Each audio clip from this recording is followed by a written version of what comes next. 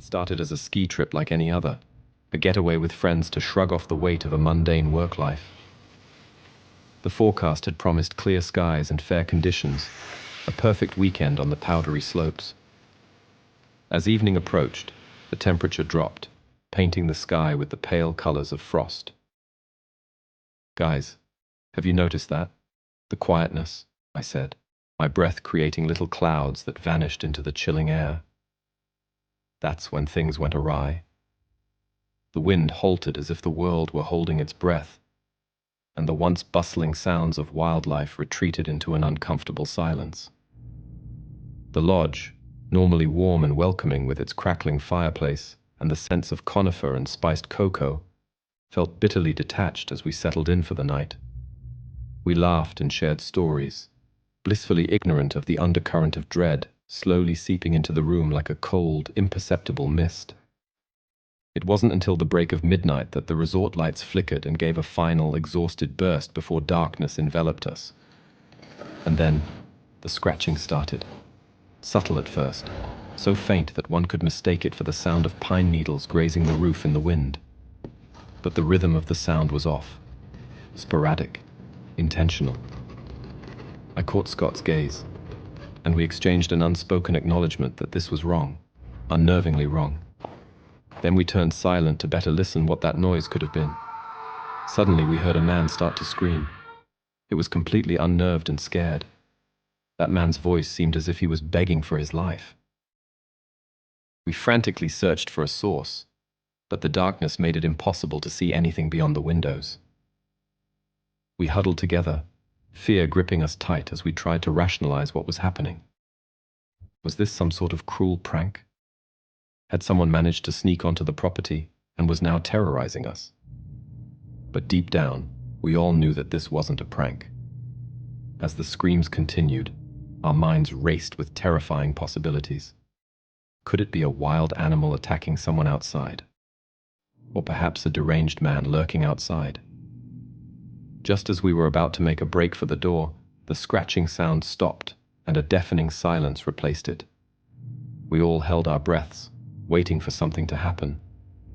But nothing did.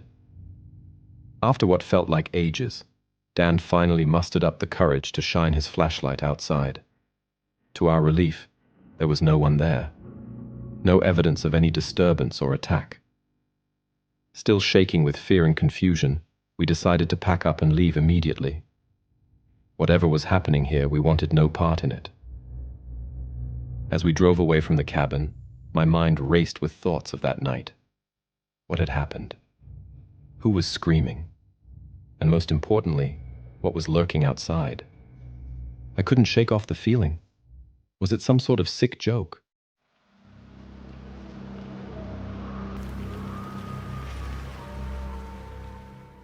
I had always loved skiing, the rush of cold air against my face, the exhilarating speed, the stunning scenery. It was a freeing experience. But nothing could have prepared me for the turn this trip would take. It started off as a perfect day, with powdery snow and beautiful skies. But as the day began to wane, so did my sense of safety. After straying from the main path to explore what looked like an untouched stretch of snow, I found myself alone, enveloped by a silence that was unnatural, broken only by the sound of my skis slicing through the snow. That's when the peculiar sense of being watched crept in. I shook my head, trying to rid myself of the thought, but the hairs on the back of my neck rose in warning. I stopped and looked around, searching for any signs of danger or perhaps another skier, but there was nothing. Just the endless expanse of snow and towering mountains. A knot began to form in my stomach as I realized that I was completely lost.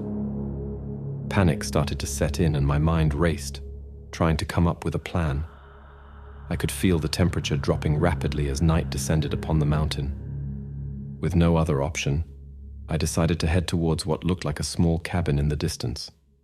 Maybe there would be someone inside who could help me, or at least offer some shelter for the night. As I trudged through the snow, my thoughts continued to spiral. What if this was all a trap? What if there was someone or something waiting for me at that cabin? But as I got closer, the glow of a fire, and the faint sound of music eased my fears. Taking a deep breath, I pushed open the door, and no one was there. I could have sworn I had just heard music and faint chatter coming from the cabin. I slowly walked inside. Inside was everything you would hope to find at a cabin. A roaring fireplace, a comfy couch, and a kitchen stocked with food and drinks. Nearby, I found a music box that was causing the sounds. I made myself comfortable and decided to stay the night until morning. As the sun was setting and I was just about to head to bed, I heard it again. Some creepy music now seemingly coming from outside the cabin, followed by someone whispering. I thought it was someone outside, perhaps also seeking refuge inside this cabin. But as I walked out, there was no one there. Was my mind playing tricks on me? I decided that I would just lock the door and go to sleep. As night came around, I began hearing noises again. I thought it might just be an animal. But just as I was about to fall asleep, I heard banging on the cabin door. Maybe it was just the wind, I thought to myself. But then I heard a voice calling out. It sounded familiar, but I couldn't place where I had heard it before. I cautiously made my way to the door and peered through the keyhole.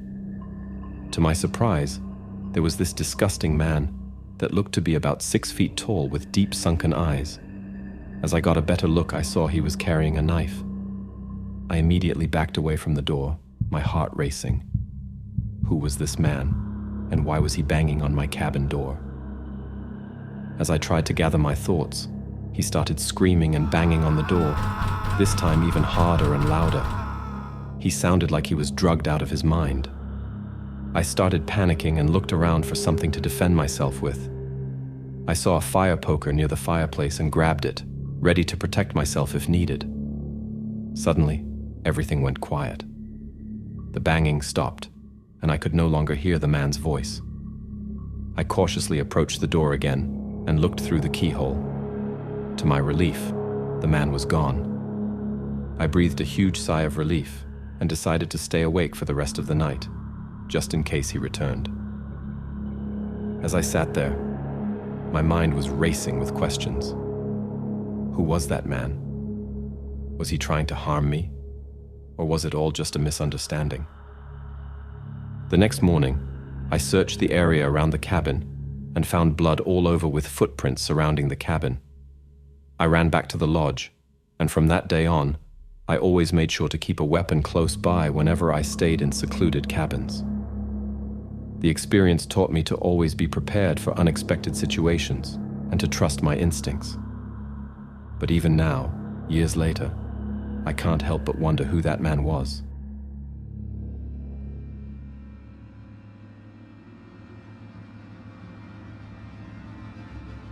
For years, I had been drawn to the thrill of ski trips, the rush of cold air against my face as I descended pristine slopes, an invigorating escape from the mundanity of everyday life.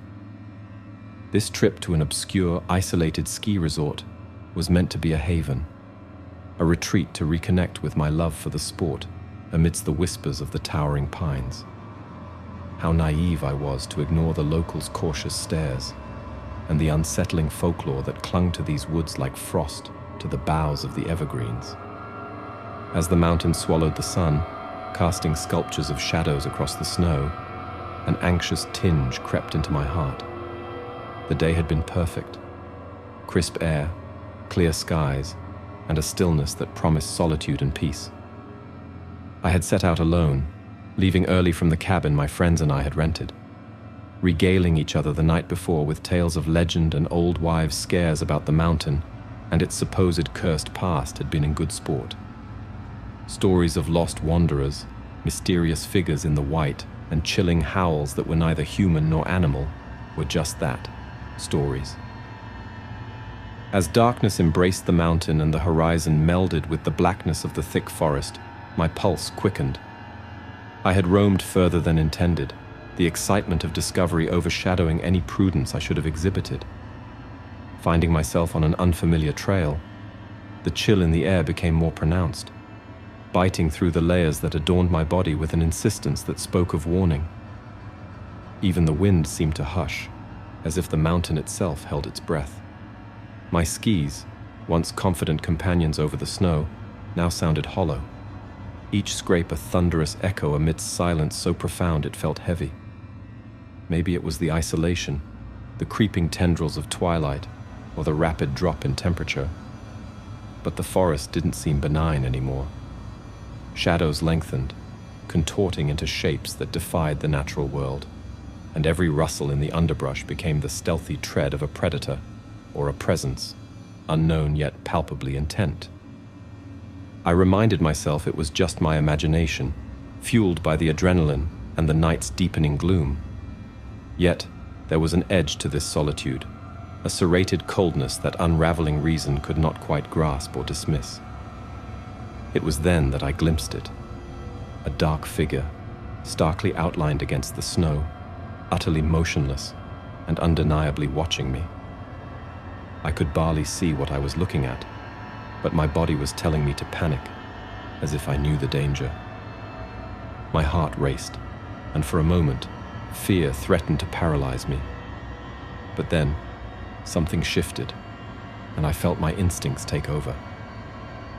Without thinking, I began skiing furiously in the opposite direction, heedless of the terrain or any obstacles that lay ahead. As I raced through the snow, my mind began to race as well. What was that thing?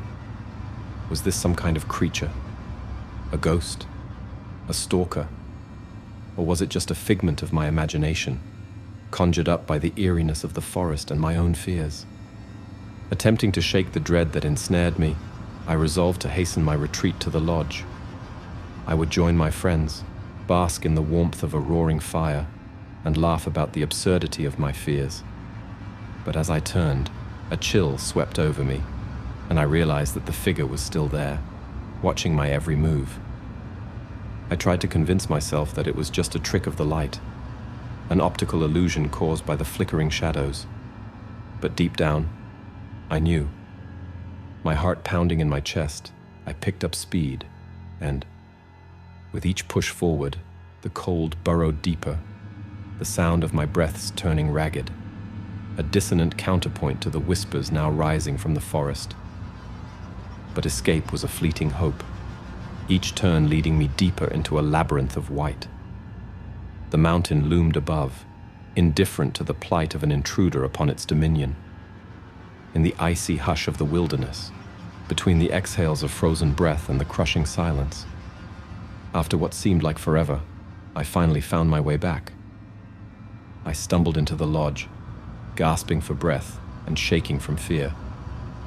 My friends greeted me with concerned expressions, but I couldn't find the words to articulate what had just happened. As we sat by the fire, sipping hot cocoa and retelling our adventures on the slopes, I couldn't shake off the feeling that something was still out there in the forest, still watching me. I don't know what it was, but I'm starting to believe those tales had more truth to them than I initially believed.